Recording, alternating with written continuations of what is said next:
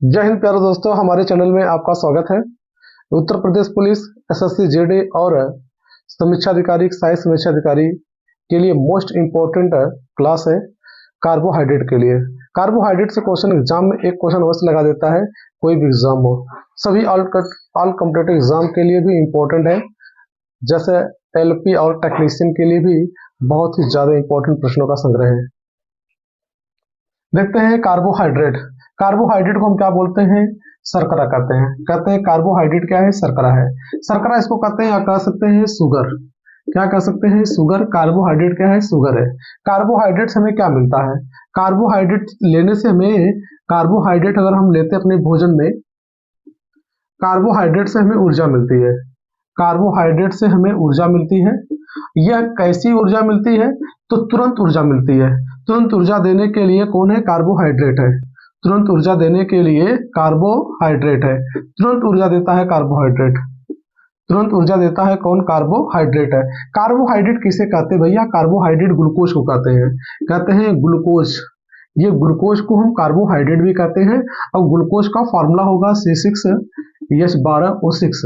अब ये क्वेश्चन बना कि जो हमारे कार्बोहाइड्रेट है उसमें किन तत्वों का रेशियो क्या है? तत्वों का रेशियो क्या है? कार्बन हो गया, कार्बन 6 हो गया, हाइड्रोजन 12 हो गया, ऑक्सीजन हो गया 6। 6 कम 6, 6 दूना 12, 6 कम 6। यानी कह दिया कि जो रेशियो हो गया, एक संबंध दो संबंध एक का रेशियो है। कार्बोहाइड्रेट में कार्बन की मात्रा 1, हाइड्रोजन 2, ऑक्सीजन 1। एक संबंध दो संबंध एक का रेशियो है। यानी ग्लूकोज का फॉर्मूला क्या होगा? C6H12O6 है, जिसे कहते हैं कार्बोहाइड्रेट। ये कार्बोहाइड्रेट में जो हमारा ग्लूकोज है, ग्लूकोज है, ग्लूकोज कार्बोहाइड्रेट है, ये तुरंत ऊर्जा प्रदान करता है। तुरंत ऊर्जा प्रदान करता है। कार्बोहाइड्रेट तुरंत ऊर्जा प्रदान करता है। कार्बोहाइड्रेट तुरंत ऊर्जा प्रदान करता है, अर्थात एक भाषा हम कह सकते हैं ग्लूकोज तुरंत ऊर्जा प्रदान करता है। यानी कि ग्लूकोज ग्लूकोज जो हमारी बॉडी में तुरंत ऊर्जा प्रदान करने का काम करता है, तुरंत एक्टिवेट होता है, वो कौन है? ग्लूकोज है, जिसका फॉर्मूला होगा C6H12O6, जिसे हम क्या कहते हैं? कहते हैं ग्लूकोज है। एक प्रकार से कहते हैं कार्बोहाइड्रेट है। कार्बोहाइड्रेट से हमें तुरंत क्या मिलती है? ऊर्जा मिलती है। कार्बोहाइड्रेट को हम शर्करा कहते हैं, यानी कि शुगर भी कहते हैं। अगर हम बात करें कि कार्बोहाइड्रेट कितने प्रकार का होता है, तो कार्बोहाइड्रेट कितने प्रकार होते हैं? 3 प्रकार होते हैं। कार्बोहाइड्रेट 3 प्रकार होता है। एक होता है मोनोसेकेराइड, एक होता है मोनोसेकेराइड, मोनोसेकेराइड।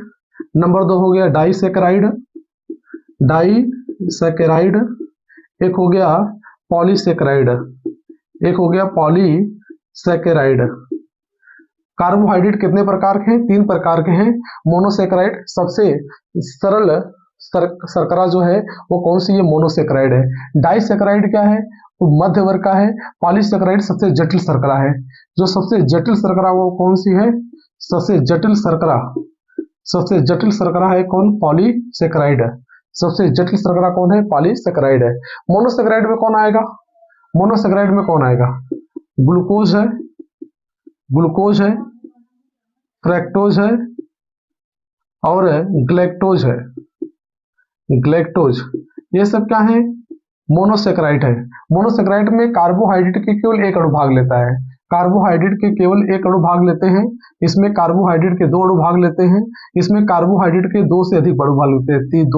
2 से अधिक, 3, 4, 5, 6, 2 से अधिक अणु भाग लेते हैं, उसे बोलते हैं पॉलीसेकेराइड।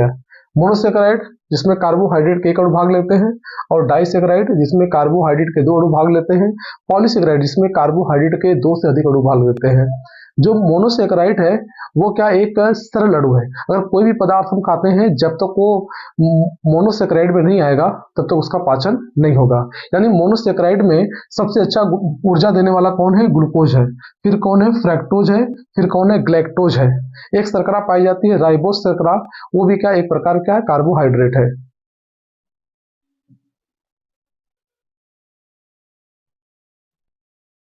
कार्बोहाइड्रेट कितने प्रकार के होते हैं? 3 प्रकार के होते हैं। मोनोसेकेराइड, डाइसेकेराइड और पॉलीसेकेराइड। जिसमें कार्बोहाइड्रेट के केवल एक अणु भाग लेते हैं, हम उसे कहते हैं क्या? मोनोसेकेराइड। ये एक सरल अणु है जिसमें एक सरल शर्करा है, यानी कि सबसे सिंपल शर्करा कौन सी है? मोनोसेकेराइड है। फिर इसको आती है डाइसेकेराइड। सबसे जटिल शर्करा कौन सी है? ये आती है पॉलीसेकेराइड है। कौन है? पॉलीसेकेराइड। मोनोसेकेराइड में कौन आएंगे? इसमें कार्बोहाइड्रेट के एक अणु भाग लेते हैं, इसमें कार्बोहाइड्रेट के 2 अणु भाग लेते हैं, इसमें कार्बोहाइड्रेट के 2 से अधिक अणु भाग लेते हैं, 2 से अधिक अणु भाग लेते हैं, हम इसको बोलते हैं पॉलीसेकेराइड। याद रखिएगा मोनोसेकेराइड में कौन कौन आएगा? एक है ग्लूकोज, कौन है? ग्लूकोज है, ग्लूकोज है। फिर आपका कौन सा है? फ्रैक्टोज है, फ्रैक्टोज। फिर एक हो गया ग्लैक्टोज, एक कौन है? Galactose, galactose, galactose. ये क्या है? हमारे मोनोसेकेराइड हैं जिसमें कार्बोहाइड्रेट के एक अणु भाग लेते हैं। ये देखिए जिसमें ओज लग जाए, जिसमें क्या लग जाए? कार्बोहाइड्रेट का मतलब क्या हो गया? OSE। जिसमें ओज लग जाए वो क्या है? कार्बोहाइड्रेट है। जिसमें ओज लग जाए उसमें उसको बोलते हैं कार्बोहाइड्रेट। जिसमें एज लग जाए, जिसमें एज लग जाए हम उसे कहते हैं एंजाइम है। उसे क्या कहते हैं? एंजाइम है। जिसमें देखिए ग्लूकोज, हमने कह दिया ग्लूकोज, ग्लूकोज हमने कह दिया ग्लूकोज। फ्रैक्टोज, फ्रैक्टोज जिसमें OSE लग जाए वो क्या है? Glucose, fructose, galactose, maltose. ये सब जितने भी है ना, ये इसमें OSE लगा है, ओज लगा है, ये सब क्या है? कार्बोहाइड्रेट है। क्या है? कार्बोहाइड्रेट है। हमने कह दिया ग्लूकोज, फ्रैक्टोज, ग्लैक्टोज। ग्लूकोज ना इस कहाँ पाई जाती है? ये ब्लड में पाई जाने वाली शर्करा है। कहाँ पाई जाती है? ब्लड यानी कि रुधिर यानी कि रक्त में पाई जाने वाली शर्करा है। हम इसको ब्लड शुगर भी कहते हैं। कहते हैं क्या है? Blood sugar. ब्लड शुगर किसे कहते हैं? रक्त शर्करा। किसे कहते हैं? ग्लूकोज को। फ्रैक्टोज को मीठी शर्करा बोला जाता है। हम कहते हैं फ्रूट शर्करा कहते हैं। क्या कहते हैं? फ्रूट, फ्रूट शुगर है, फ्रूट शुगर, फ्रूट शुगर कह देंगे। और ग्लैक्टोज, ये ग्लैक्टोज ब्रेन में पाई जाने वाली शर्करा, ब्रेन शर्करा है, ब्रेन शुगर। ब्रेन शुगर कौन है? आपका ग्लैक्टोज। अब तो ग्लूकोज C6H12O6। अब देखिए ग्लूकोज को हम क्या कहते हैं? रक्त शर्करा। क्या कहते हैं? रक्त शर्करा कहते हैं। और इसको कहते हैं फ्रूट शर्करा यानी कि फलों की शर्करा। फलों की शर्करा किसे कहते हैं? फलों की शर्करा किसे कहते हैं? फ्रैक्टोज को। इसको कहते हैं ब्रेन शुगर यानी कि मस्तिष्क की शर्करा कौन सी है? वो कौन सी है? ग्लैक्टोज। तो ये क्या है? मोनोसेकेराइड है। डाइसेकेराइड में क्या होता है? कार्बोहाइड्रेट के 2 अणु भाग लेते हैं। जब यानी कार्बोहाइड्रेट के 2 अणु भाग लेंगे, जैसे हमने कह दिया ग्लूकोज, ग्लूकोज अब plus glucose, glucose plus glucose क्या बनाएगा? माल्टोज। क्या बनाएगा? माल्टोज। क्या बनाएंगे? माल्टोज। हमने कह दिया glucose, glucose plus fructose, glucose plus fructose क्या बनाएगा? सुक्रोज। क्या बनाएगा? सुक्रोज। उसी प्रकार हमने कह दिया glucose, glucose plus galactose, galactose ये क्या बनाएगा? ये बनाएगा यह बनाएगा लैक्टोज। क्या बनाएगा? लैक्टोज। देखिए माल्टोज, सुक्रोज और लैक्टोज ये सब क्या है? डाइसेकेराइड है। कैसे सेकेराइड है? डाइसेकेराइड है, डाइसेकेराइड है, डाइसेकेराइड है। ये देखिए क्या ग्लूकोज क्या है? मोनो है, और ये भी ग्लूकोज क्या है? मोनोसेकेराइड है। तो मोनोसेकेराइड मोनोसेकेराइड जब 2 मोनोसेकेराइड आपस में मिलते हैं तो डाइसेकेराइड बनता है। ये देखिए मोनोसेकेराइड, ये भी क्या है? मोनोसेकेराइड मिलके क्या बनाए? डाइसेकेराइड, सुक्रोज बना। ग्लूकोज और ग्लैक्टोज मिलके क्या बनाते हैं? लैक्टोज। तो हमने कह दिया जौ में जो पाई जाने वाली शर्करा कौन सी है? जौ में वो क्या? मोल्टेज है, माल्टोज है। इसको सुक्रोज यानी कि चुकंदर और चीनी में यानी कह सकते हैं टेबल चीनी भी कहा जाता है किसको? सुक्रोज को। लैक्टोज यानी दूध में पाई जाने वाली शर्करा है। माल्टोज, सुक्रोज, लैक्टोज ये क्या है? डाइसेकेराइड है। ठीक, तो जौ में जो पाई जाती है शर्करा वो कौन सी है? माल्टोज है। और जो गन्ने और चुकंदर में पाई जाने वाली शर्करा वो कौन है? सुक्रोज है। और दूध में पाई जाने वाली शर्करा कौन है? लैक्टोज है। पॉलीसेकेराइड क्या एक जटिल शर्करा है, यानी कि ये जटिल शर्करा है। जब पॉलीसेकेराइड खाएंगे वो क्या करेगा? उसे मोनोसेकेराइड में चेंज करेगा। मोनोसेकेराइड क्या करता है? उसको एक सरल शर्करा में तोड़ देगा, छोटे छोटे खंड में तोड़ देगा, तब भोजन में क्या होगा? पाचन होगा। और बता दें आपको पॉलीसेकेराइड क्या है? 2 से अधिक मोनोसेकेराइड जब मिल जाते हैं बनाता है क्या? पॉलीसेकेराइड। यहाँ देखिएगा पॉलीसेकेराइड क्या है? स्टार्च है, ग्लाइकोजन है, सेलुलोज है और क्या है? काइटिन है। हम कह सकते हैं पौधों में ग्लाइकोजन, पौधों में ग्लूकोज का निर्माण होता है, वे इसे स्टार्च के रूप में संचित रखते हैं।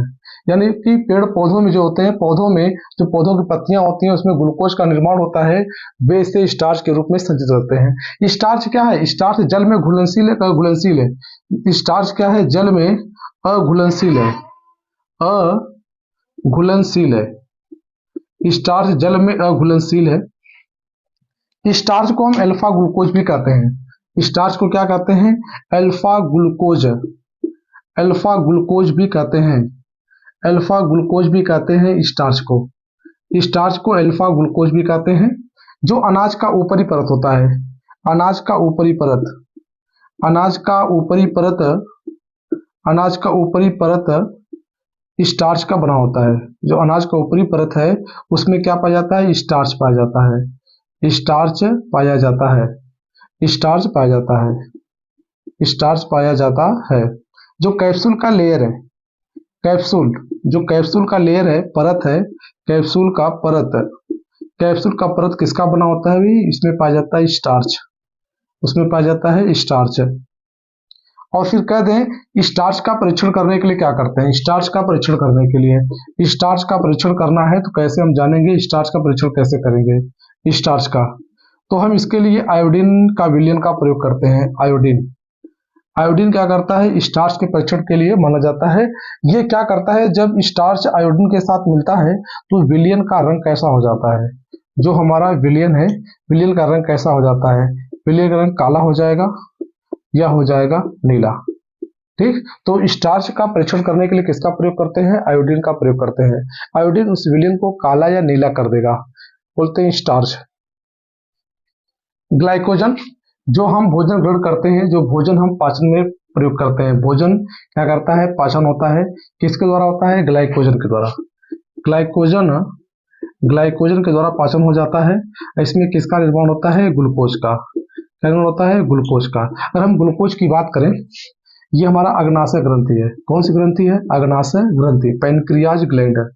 ये अग्नाशय ग्रंथि, इसको बोलते हैं पैनक्रियाज ग्लैंड। यह कैसी ग्रंथि है? इसको बोलेगी यह मिश्रित ग्रंथि है, मिक्स्ड ग्लैंड है। यह मिश्रित ग्रंथि है जिसको हम बोलते हैं मिक्स्ड ग्लैंड। क्या बोलते हैं? Mixed gland. इसको बोलते हैं मिश्रित ग्रंथि। कैसी ग्रंथि है? मिश्रित ग्रंथि। अग्नाशय, पैनक्रियाज। ये अग्नाशय, इसके खोजकर्ता कौन है? लैंगरहैंस है। कौन है? लैंगरहैंस। अग्नाशय खोजकर्ता कौन है? लैंगरहैंस है। अग्नाशय की बात करें, इसमें दो सेल मेन होते हैं, एक होता है अल्फा सेल, एक होता है बीटा सेल। एक होता है अल्फा सेल, एक होता है बीटा सेल। इसमें क्या होता है? अल्फा सेल में क्या होता है? ग्लूकोज की मात्रा बढ़ जाती है, ग्लूकोज की मात्रा, ग्लूकोज की मात्रा बढ़ जाती है। किसमें? रक्त में, रक्त में ग्लूकोज की मात्रा रक्त में बढ़ जाती है। किसमें? अल्फा सेल में। और बीटा सेल में क्या होता है? ग्लूकोज की मात्रा क्या होती है? कम होने लगती है। ग्लूकोज की मात्रा, ग्लूकोज की मात्रा, ग्लूकोज की मात्रा रक्त में कम होने लगती है, रक्त में कम होने लगती है, कम होने लगती है। क्यों? क्योंकि इसमें ग्लूकोज का लेवल क्या करता है? बढ़ता है। इसमें ग्लूकोज का लेवल बढ़ता है और इसमें क्या होता है? ग्लूकोज का लेवल क्या होता है? कम हो जाता है। फिर अगर हम डायग्राम से देखें, तो अगर डायग्राम में देखें हम, तो ये हमारा रक्त है, ये क्या है? ब्लड है। इस ब्लड में हम देखें, ये हमारा क्या है? ब्लड है। इस ब्लड में क्या है? ग्लूकोज का लेवल बढ़ गया है। ये जो ग्लूकोज है, ग्लूकोज का लेवल बढ़ गया है, ग्लूकोज का लेवल बढ़ गया है। तो हम क्या बोलेंगे? कौन सी बीमारी हो गई है? कौन से सेल में पाया जाता है? Alpha cell. कौन सा सेल में? अग्नाशय की कौन सी? अल्फा सेल है, अल्फा सेल। इसमें कौन सा रोग हो जाता है? ठीक, जब शरीर में, हमारे ब्लड में, शरीर में ग्लूकोज की मात्रा बढ़ जाएगी, किसमें? ब्लड में, तो हो जाएगा कौन सा? डायबिटीज हो जाएगा। क्या हो जाएगा? डायबिटीज। डायबिटीज जिसको बोलते हैं मधुमेह रोग, मधुमेह रोग हो जाता है। ठीक, जिसको बोलते हैं शुगर। क्या बोलते हैं? शुगर हो जाता है। इसमें इस दो प्रकार के शुगर होते हैं इसमें, एक होता है मेलिटस, एक होता है मेलिटस, एक होता है मेलिटस।